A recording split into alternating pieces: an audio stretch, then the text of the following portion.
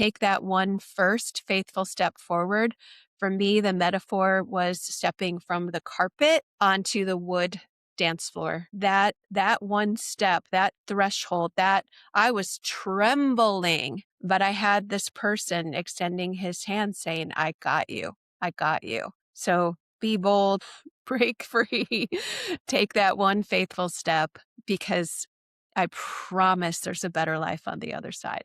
Welcome to The Unbridled Creative, where courage meets calling. If you've ever felt that tug in your heart, that whisper that says there's more, but you're stuck in fear, burnout, or maybe just a version of success that doesn't feel like freedom, then this podcast is for you. And we're here to inspire, equip, and empower you to build your business with faith, not fear, and to remind you that your calling is worth chasing. So let's do this. This episode is sponsored by our friends at L-Card Pro, the smartest digital business card now built with lead capture technology. Ever share a card, QR code, or link and wonder what happened after?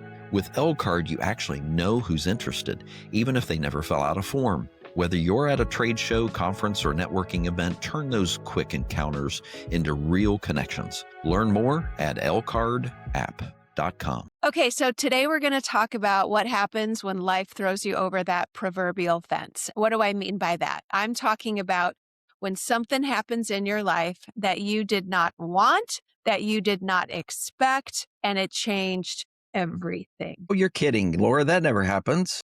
We get our way every day. Are you kidding? Oh my goodness. Oh my goodness. This happens to all of us. I think we all can, think of a story right now when that has happened to us. I'll share one of mine almost 20 years ago. Like, I can talk about this now with no emotional charge. I just want you to know that. But 20 years ago, that was a different story. This is like this is like the Hallmark moment, the Hallmark story. Is it? Okay. Right. Because I needed an ending to my story. Yes. Yeah. Oh, and by the way, here's a random note for all listeners. I'm drinking a cup of coffee with stuff in it for all you Hallmark movie watchers. And you'll know what I mean. You know, they get coffee and they're having coffee with each other and the cups are empty. Drives me crazy. So now it'll drive you crazy from now on when you watch a Hallmark movie. Sorry, that was a completely random thought. Completely random. I'm not pretending. Well, it's funny that you say that because I'm not a Hallmark movie watcher, but I do remember 20 years ago when what I'm about to tell you happened. I remember thinking, how does this end? Because this is bad. Mm-hmm. Yep. So I won't leave you on the hook any longer. Yes, please. I think a lot of us can probably relate to this story because it is very Hallmark movie-ish. 20 years ago, I was with my husband at the time, my ex-husband now. We were out on a party barge and celebrating our company. It was the middle of the summer. A bunch of the employees were around me and they pushed me to the side of this party barge. And I couldn't understand why they were doing that. And all of a sudden, it was nighttime, it was dark. And all of a sudden they said, turn on the lights.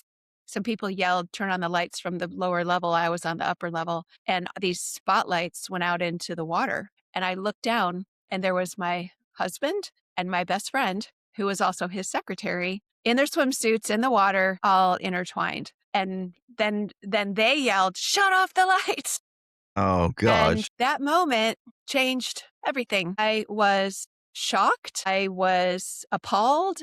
I was sad. I was mad. I was confused. I cried. I screamed. I questioned. I begged. I negotiated. It was one of those moments in life where you say, this actually cannot be happening. Mm-hmm. Like, I think that this is surreal. Yeah. That's like a movie moment, literally.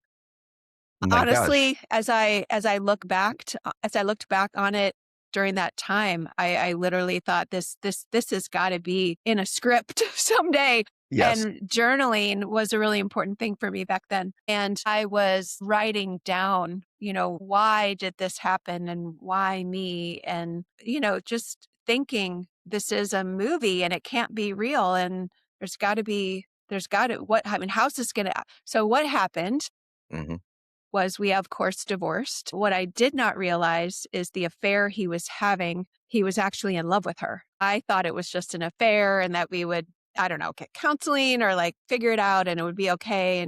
But no, he was in love with her. He wanted to be with her. And my entire life changed. At the time, we owned a business together here in Texas, a large chain of fitness equipment stores. And one of us had to leave the business. We decided it would be me. But my whole identity was tied to that business. It was my life, it was my income, it was my friend base, it was my identity, it was how I spent 7 days a week. Like it was my life. So my life as I knew it was over. Cried hard for about 90 days. I did not eat. I went down to about 117 pounds. And if you know me, I weigh about 135. So imagine me 20 pounds thinner than I am now. I was literally a bone, like a bone with skin. My parents were so worried about me. They dropped everything they were doing in Florida and they drove to Texas just to live with me and be with me to help me function and help me eat. Yeah. And I cried every day. I cried every day. And I remember my director of marketing at the time, who, I was out of the business now, so she wasn't my director of marketing anymore. But she said to me, Laura, you have got to pull it together.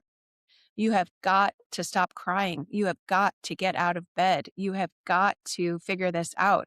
She said, go to counseling, get some medication. She's just like throwing stuff at me. And I said, look, I experienced a death and Yes. not just the death of my relationship, the death of my husband as I knew it, the death of my best friend.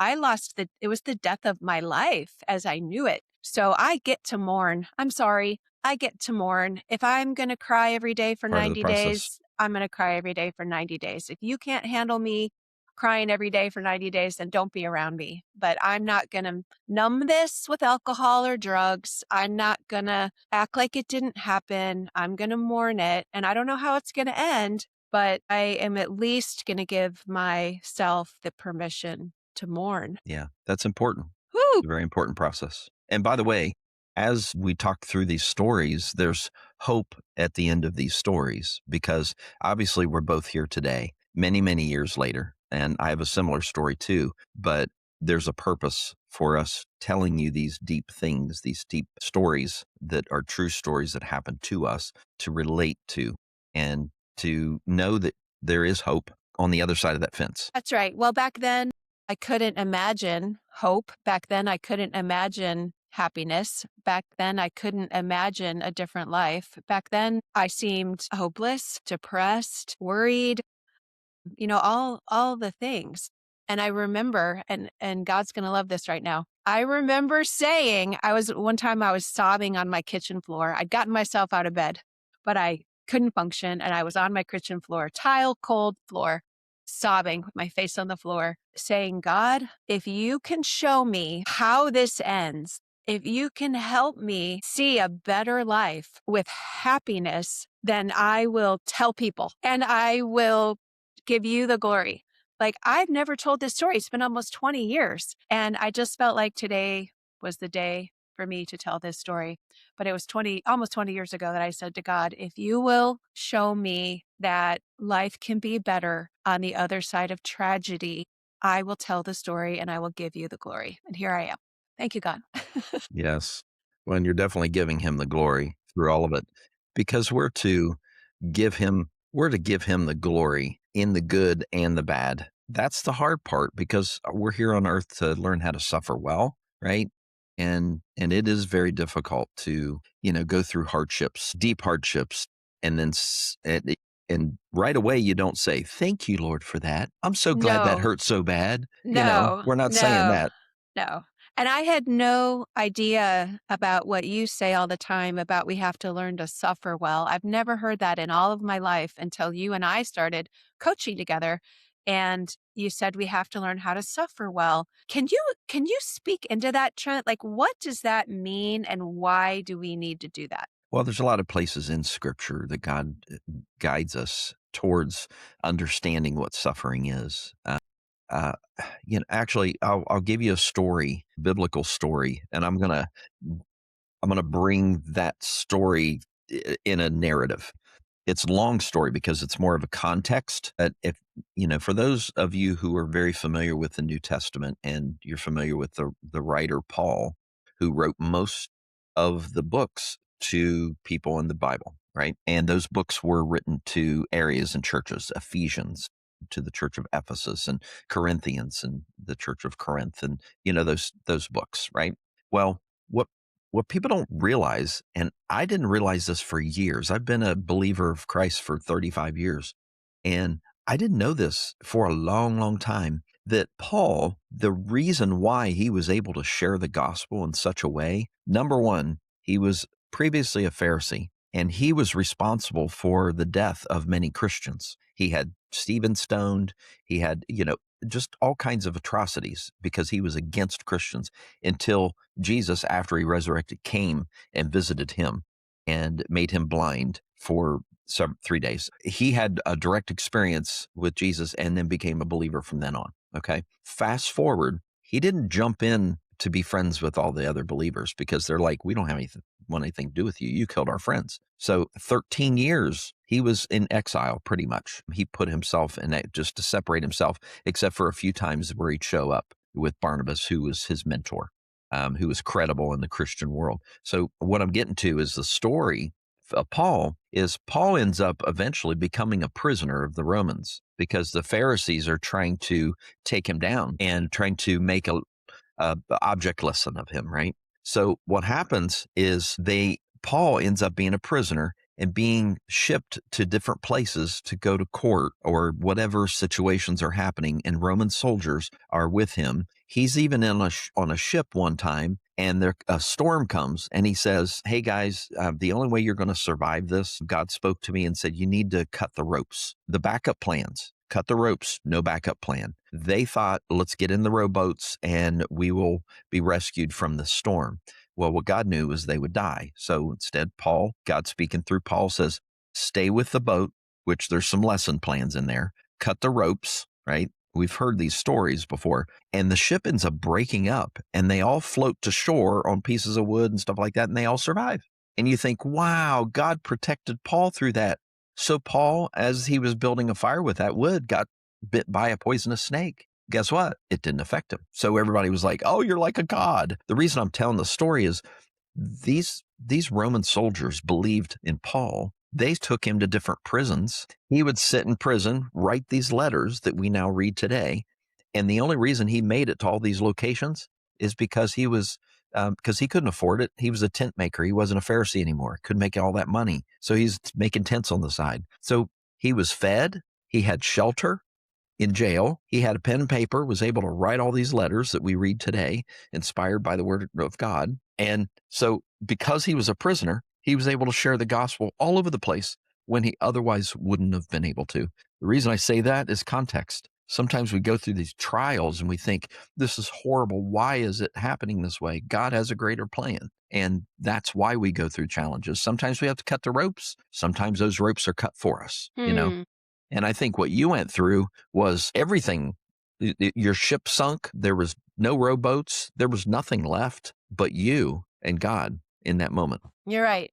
And I had to lean into my faith and I had to rebuild my life, rebuild my identity. I remember reaching out to my family. I'm from Illinois. I live in Texas now. And my family was like, come back to Illinois. We'll get you a job and we'll help you find a place to live and we'll help you get back on your feet. And I said, no, something's telling me to stay here in Central Texas because I love it. So even though I have no friends and no family and no job and no income, I'm going to stay in a different state. So I did stay here in a different state, and how I started to get back on my feet. And I think this is a God thing. My CPA of all people, his name's Jim Roberson, he reached out to me and he said, "You are too special of a person to mourn over this guy anymore." And I think I was to the end of my 90 days of sadness, which Yes. I will tell you, side note, almost like day 90, day 91. I was on the phone with my mom every day for 90 days. She was so beautiful, such a soul, stayed with me, let me talk to her and cry for 90 days. It was like day 90, day 91. I just stopped crying. It was like I was just done. It was just complete. And I said, I think I'm ready to start rebuilding. And it was after that that my CPA said, you're you have too much to offer the world to sit here and think that, your only your only value was being this person's Mm, wife or being this business's owner. Like there are other businesses, there are other people like you have a lot to offer. Let's get you out of bed and get you back to life. And he gave me probably the greatest gift of my life. He gave me a 30-day gift card for unlimited dance lessons at Go Dance Studio in Austin, Texas. I had never danced before. I had no idea how to dance. It was partner dancing, right? So it's West Coast swing and two step and salsa and bachata and merengue and tango, all of these like ballroom dances. And I'd never done that before. And as happy as I was that he gave me this amazing gift, I was scared to death uh, to use it because I'd never been on a dance floor before. I didn't know if my feet could move, if my body could move, if my brain could connect to my body. And I remember the day that I was standing on the edge of the dance floor. Oh, a guy named David was my instructor for my very first dance lesson. He extended his hand to me and he's like, "Let's go." And I was like, "Oh, I don't think I can do this." And he's like, "Let's go." And, because you go from the carpet to the wood floor because you're wearing these special shoes with suede bottoms so you can spin around and stuff. I had to step from the carpet to the wood floor. Walking over that threshold, I think, has a lot of lessons for us interesting. about getting out of your comfort zone and being bold and breaking free and stepping into something that you really don't know what's going to come of it. But that moment led to me falling in love with dance, going there almost every day, becoming friends with all of the instructors, the other students. I've got lifelong friends to this day. The owner of the studio, she and I became friends. She found out that I was a professional marketer. She hired me to come in and help her market the business and rebrand the business. So not only did I start to get a new identity for myself, I found a new hobby, a new passion, new friends, and a new income opportunity with something that I was in love with, which I couldn't have even imagined that day on the boat. So that was the first step toward this moment where I am here with you today. Wow. So, It's interesting you say the first step. Literally, it was a huh? first step on the threshold of something new. I think that's a great lesson for anyone to step into new things, especially when they've gone through something very intense like that, a change in life. It could be like you said, it was a death. It was a death of something that was never going to be ever again. And I understand that. I went through a similar situation too. With my first marriage, I was married for a year. We had a kid. I ended up with full custody of him 5 years ago. And I look back and I think, how in the world did I go through that? I won't go through the depth of my story today, but I felt hopeless. I was sick at the time because of the stress and all kinds of stuff. The same way I'd lost a lot of weight too. And it was very concerning, but I had a kid to take care of. And here was this 1 year old baby I'm carrying around, changing diapers, trying to work. My mom, God love her, and my sister, they just both kind of stepped in as the surrogate moms for a time. His mom's fine now. She was going through a lot of struggle, and the light came on for me as well, in different ways. And so walking through things like that, sometimes you think there's no hope on the other side because you can't see it. God says having faith in the unseen is so important but it's the hardest thing in the world because you can't see it, right? You just have to walk through it. So here's what God says. He says, you need to surrender to my will, which is the opposite of what the world says. The world says you need to win. You need to win over things. You need to take the bull by the horns and do it. It's all on you. When God says, no, surrender, be obedient to my will, be at peace, be still in who I am, God, and hear me and hear my whisper. He doesn't yell loud. He whispers to guide us, you know? And so to be in surrender is the opposite of our human nature, to want to win and want to fight or to give up or whatever, right? Surrender to his will and he will make your plans straight, his plans straight for you, right? I was just studying Job and I was watching what was happening to Job and all of the suffering that he was going through. And what I learned through going through that with my Bible study group is that God shapes us in Yeah. those times. Boy. So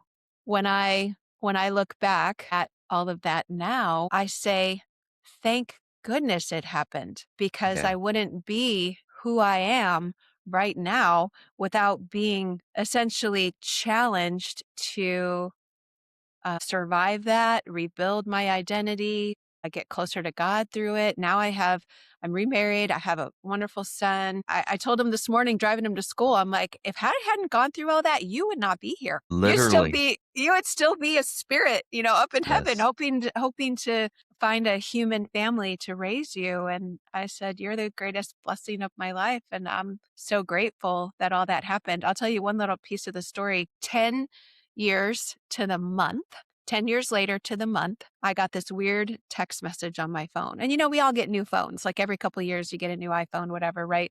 So I got this weird message on my phone and it said, is this still Laura's phone? And I didn't know who it was from. And, we get so much spam and whatever.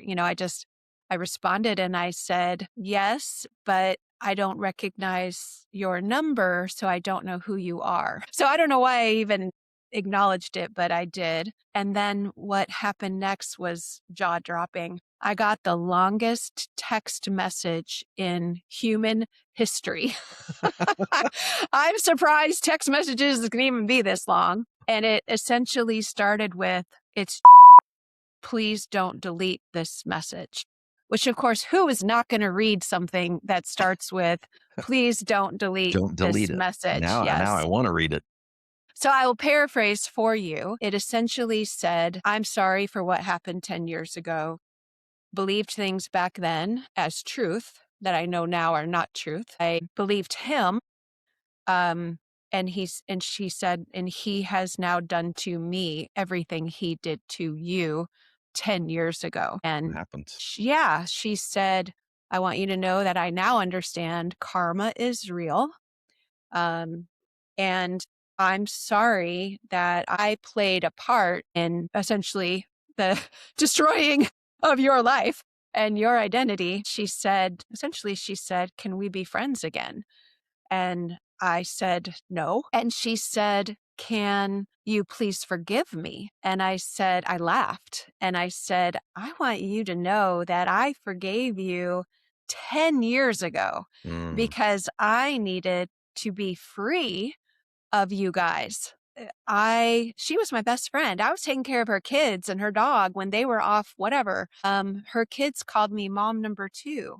So when she said, would you please forgive me? I said, I forgave you 10 years ago because I had to. I had to release the power by me holding on to anger and animosity and the injustice of it and the betrayal and the ripple effect of that death in my life. Like if I would have held on to all that, you would have gripped me and shaped me the last 10 years. Instead, I let it go.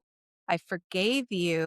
And I've been free of you for 10 years. And honestly, I've been grateful that you took him off my hands because now I have a whole new life with this amazing family and this amazing kid that I would have never had if you had not shown up and done what you did. So I'm grateful. that is huge. I'm glad you shared that because so many people hold grudges or hold that in their hearts. And like you said it so well because it would shape you not forgiving someone and continuing to live with that. You don't forget, right? That's why you couldn't just be friends again. Right.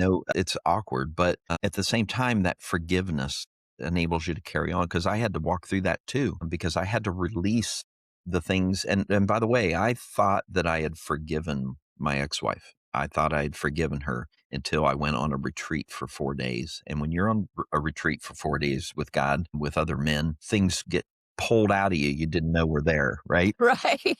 You stuff down so low and I've got Right. this, Right. because men, they compartmentalize things and they just take this. Okay, let's put it over here. Well, when I got through that, my wife now, Michelle, God love her, when I met her, Blake was almost 2 and she fell in love with him and then had to figure out what to do with the dad is pretty much what happened. And I'd like to tell a different story. Like she saw me at a distance and she just chased after me. No, it was the other way around. But she went, my wife, Michelle, she's amazing. Anyone that knows her as you do, She is amazing. she's incredible. And she just took the role and she went through the exact same thing I did at the same time with her first marriage for a year and exact story of you. And it parallels so much. But see, I said this to Laura recently. I said, Satan is not original. Satan always pulls the same tricks. He That's has why we have no, Hallmark movies, because exactly, it's the same story. the same stories over and over again. So you can recognize them. So we can also recognize how important forgiveness is. When someone has wronged us or something like that, we have to forgive for ourselves, let Yeah. alone for them to release them. I'll tell you a real quick story. I'm going to make it super quick, but what was it? 8 years into Michelle and I's marriage, or no, it could have been 5 years, something like that. I ran into her ex husband. I saw him, and God spoke to me right then and said, I need to talk to him and tell him that Michelle has forgiven him because she hadn't seen him ever again since they divorced. So I walked up and he's this huge bodybuilder dude, intimidating. And I'm like, I walked up to him in the corner of the store and he knew exactly who I was Hmm. just by somehow. And so I said, I won't say his name, but I said, I want you to know that Michelle forgives you. And his whole body, he was looking down and his whole body goes, thank you. I'm getting married next week. Well, how about that? God knew exactly for me to be How in the about right that? place, which was an unusual place, to be in a store, to run into him, to tell him that, because Michelle was talking to me that year about how she wanted somehow to let him know that she had forgiven him so it could release him. So God worked through me to speak to him. So that tells you what forgiveness does. Yeah. And That's he amazing. moved on Yep. to get married to his wife. Yep. And she was there in the store. Else I saw them walking together later, but I think I was so thankful to God that day. I felt so relieved myself because it was Yeah. a scary move. Yeah. Like, Yeah. you know, Wow, that's amazing. Well, I'd like to maybe speak to our listeners right now. If you've been thrown over the fence, I'd like to maybe share some wisdom, what I learned being thrown over the fence. The first is when it happens, breathe, get oxygen in your body, and just breathe and give yourself permission to grieve. Like, it's okay to be sad. It's okay to cry. It's okay to say you need a little time or say you need a little help. Don't feel like you have to do what the world says, which is, just be happy all the time. Let me get you on an antidepressant. That's what they want to do to yeah, me. Get you on an antidepressant. Oh, let's go have a drink. Oh, let's go find another guy. Like, I got a single person for you. Like, no. Honor what happened. It's okay to grieve, but remember to just breathe. That would be like my first step of advice. yeah, My second step of advice would be to, when you can, look up. And when I say look up, I mean look up. Like, look up for God's role in your life. Lean into Him, get closer to Him, and also look around. There are people in your life that love you. There are people in your life that are showing up for you, that want to help you through it. So lean into your faith, lean into the people that love you.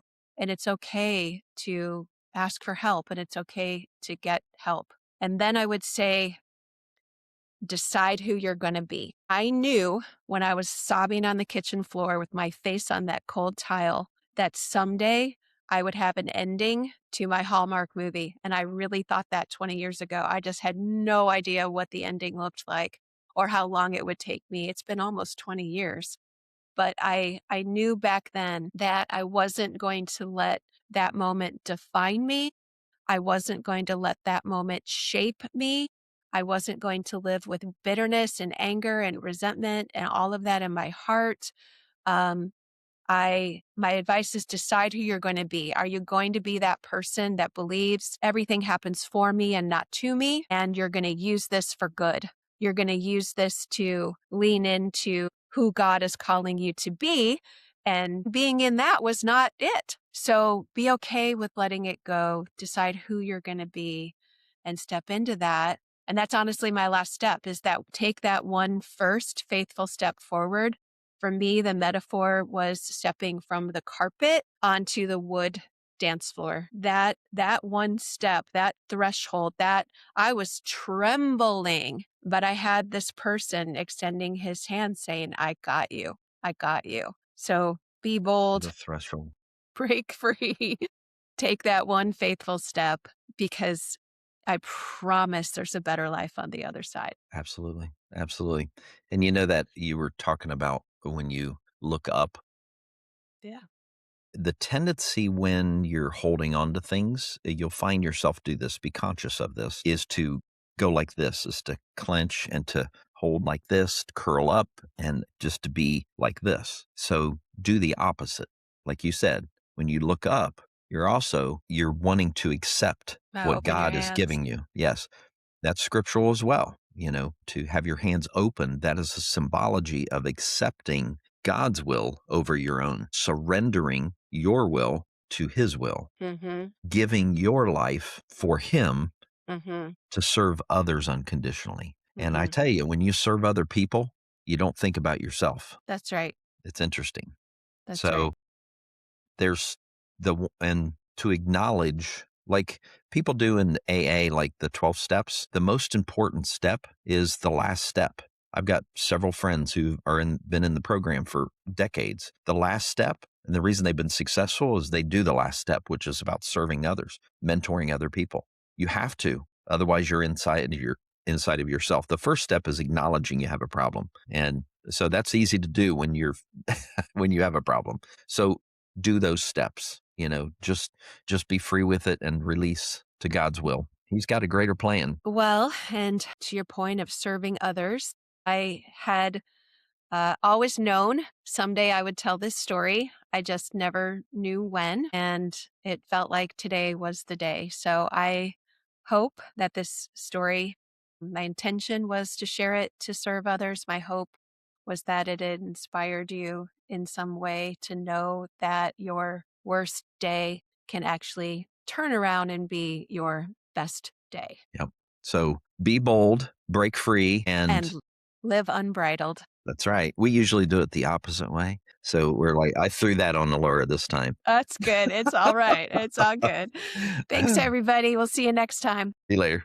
God bless. Thanks for joining us on The Unbridled Creative. Where we believe your story matters, your voice has power, and your dreams were planted on purpose. And if something sparked in you today, don't let it fade. Take a step, trust the nudge, build the thing. And if this episode encouraged you, we'd be so grateful if you'd help us spread the message. And if you haven't already, hit subscribe so you never miss an episode. Share it with a friend who's ready to build with heart, not hype. And leave us a review. It helps more bold believers find their way here. Wherever you are in your journey, we hope this show helps spark your hope, fuel your fire, and strengthen your faith in what's possible. We're cheering you on, praying for you, and showing up every week to help you keep going. So, be bold, break free, and live unbridled.